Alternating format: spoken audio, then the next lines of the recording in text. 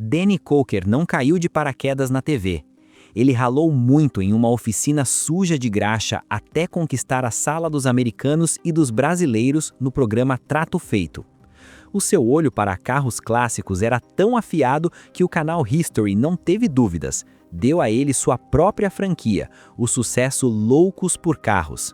Mas aí, em 2021, a série simplesmente evaporou. Sem aviso, sem despedida. Os fãs ficaram a ver navios, perguntando: o que diabos aconteceu nos bastidores? Será que o Conde ainda tem fôlego para voltar ao topo? Prepara o motor, porque hoje vamos contar a história que ninguém te contou sobre Danny. O último episódio de Louco por Carros não parecia um final. Foi ao ar em uma terça-feira de 2021 e parecia apenas mais uma restauração de rotina, um Chevy Nova 1969, finalizado com um aperto de mão e o ronco do motor. Quando a tela ficou preta, o público mudou de canal achando que na semana seguinte teria mais. Só que a semana seguinte nunca chegou. No início, todo mundo achou que era culpa da pandemia, que bagunçou as gravações no mundo todo. Mas os meses viraram um ano e o silêncio ficou bizarro. O canal parou de anunciar a série, as redes sociais de Danny esfriaram, ninguém explicava nada. E como a internet não perdoa, os boatos voaram. Disseram que o FBI tinha invadido o bar dele. Inventaram que Danny tinha sido preso por fraude. E enquanto o circo pegava fogo, ele não dizia uma palavra. Quando a poeira baixou, a verdade apareceu. A emissora mudou a estratégia. Programas de carros ficaram caros demais para produzir e baratos demais para cancelar. Cada episódio custava dezenas de milhares de dólares só em peças, sem contar o salário da equipe de 11 pessoas do Danny. Para piorar, a audiência tinha caído pela metade. A pandemia deu o golpe final, tornando as caçadas por carros impossíveis devido aos lockdowns. Mas antes mesmo do canal puxar a tomada, algo já estava rolando dentro da Counts Customs. Algo que não tinha nada a ver com a audiência, mas que fez Danny perder a confiança na equipe e quase desistir de tudo. Mas que tipo de homem abandona um império sem dizer nada? Antes da fama bilionária, Danny era um prodígio do piano em Cleveland, Ohio. Nascido em 1964, ele cresceu entre dois mundos, o ronco dos motores V8 e os acordes do rock e do gospel. O pai e o tio eram engenheiros da Ford que montavam motores de olhos vendados. Ao mesmo tempo, a família tinha um grupo de canto cristão e o jovem Danny viajava com eles tocando em igrejas pelo centro-oeste americano. Aos 12 anos, ele tocava de bar a boogie-woogie.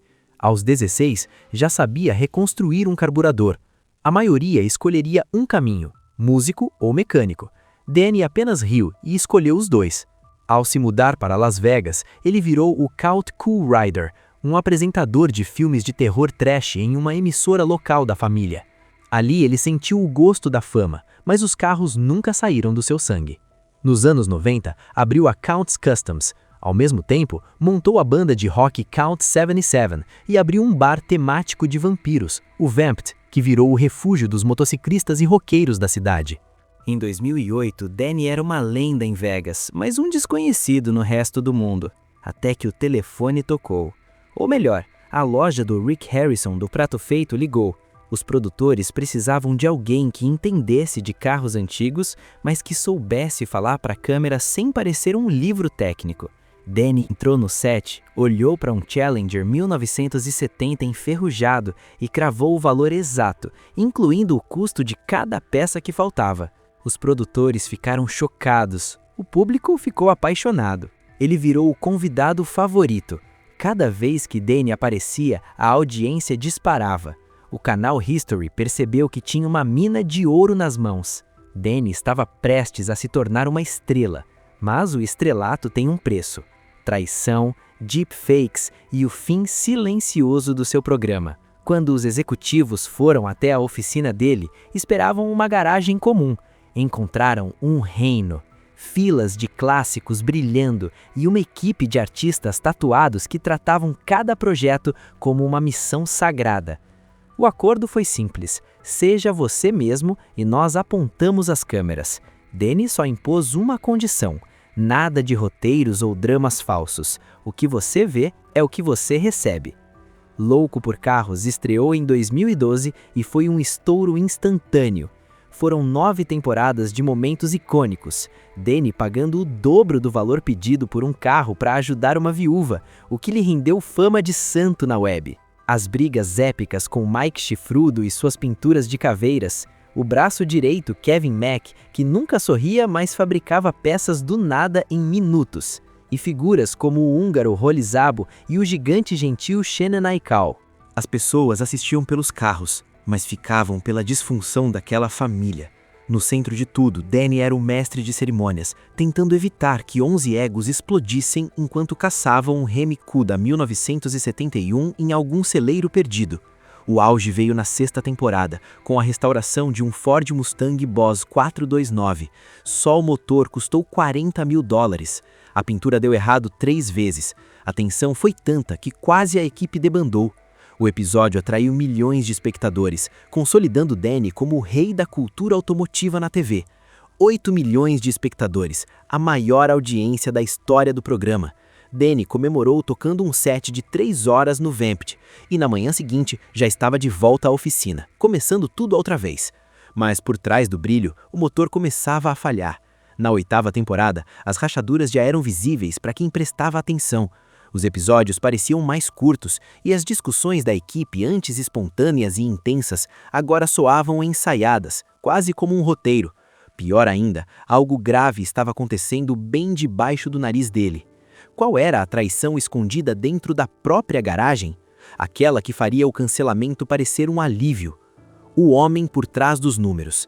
Enquanto milhões assistiam Danny negociar para-choques enferrujados e discutir com Mike Chifrudo sobre pinturas de caveira, um crime muito mais silencioso acontecia dentro da Counts Customs.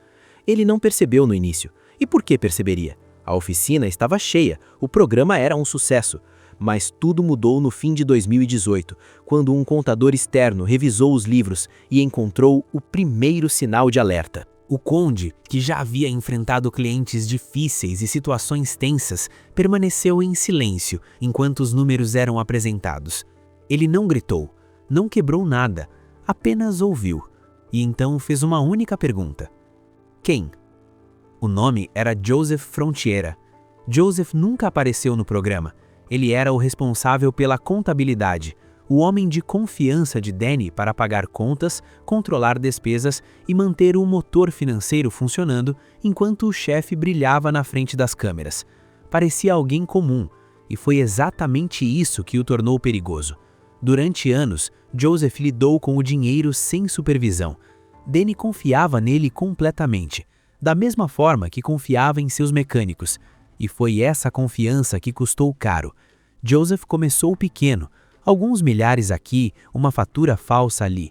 Criou fornecedores fictícios, pagava com o dinheiro da empresa e depois desviava os valores para si mesmo. Como ninguém percebeu, ele se tornou mais ousado. 5 mil viraram 10, 10 viraram 20, até que, com o tempo, mais de $75 mil foram desviados da empresa. O dinheiro que deveria pagar peças, pintores e manter a oficina funcionando acabou financiando uma vida silenciosa que ele não havia conquistado.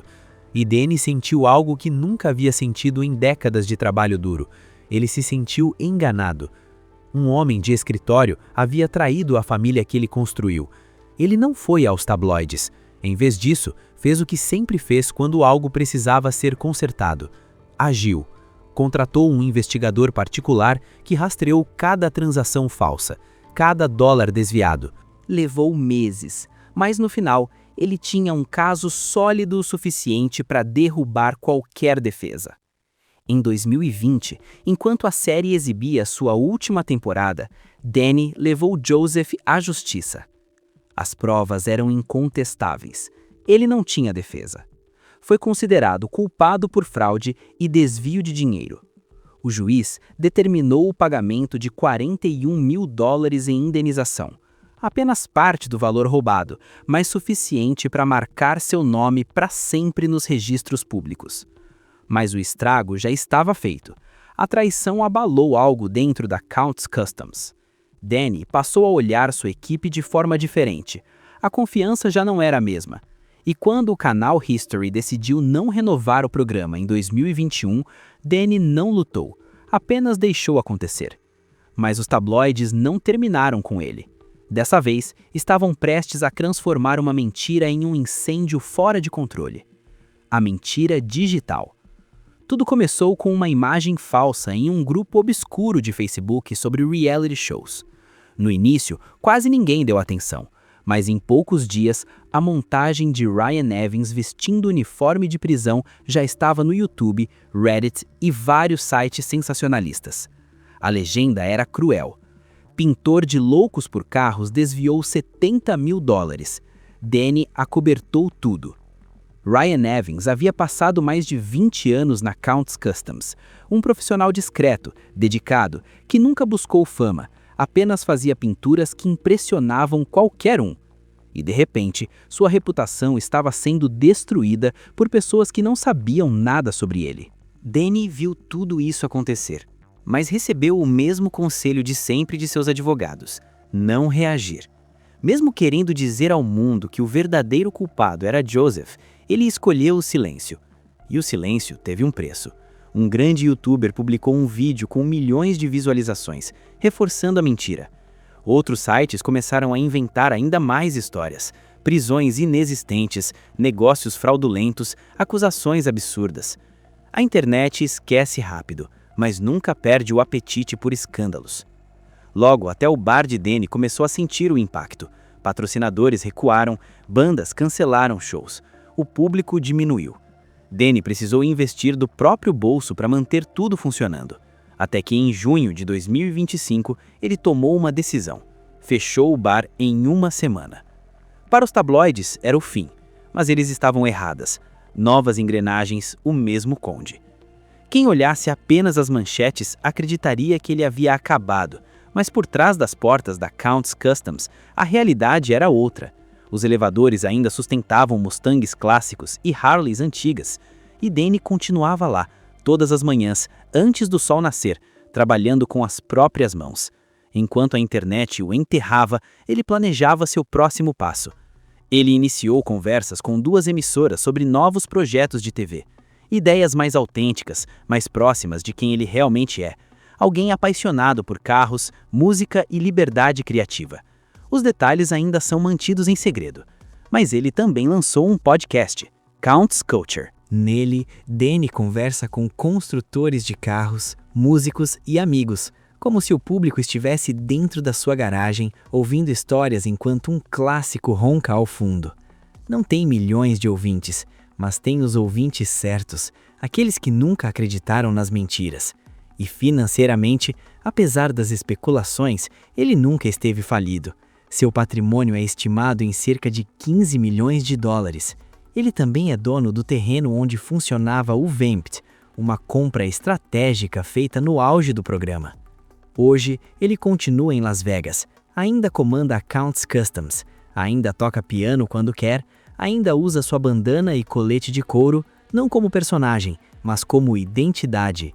A diferença, agora ele faz tudo do seu jeito. E uma coisa é certa, nunca subestime o conde. E você, o que acha? O silêncio de Danny foi um erro ou a jogada mais inteligente da sua vida? Ele ainda vai voltar à televisão este ano? Deixe sua opinião nos comentários.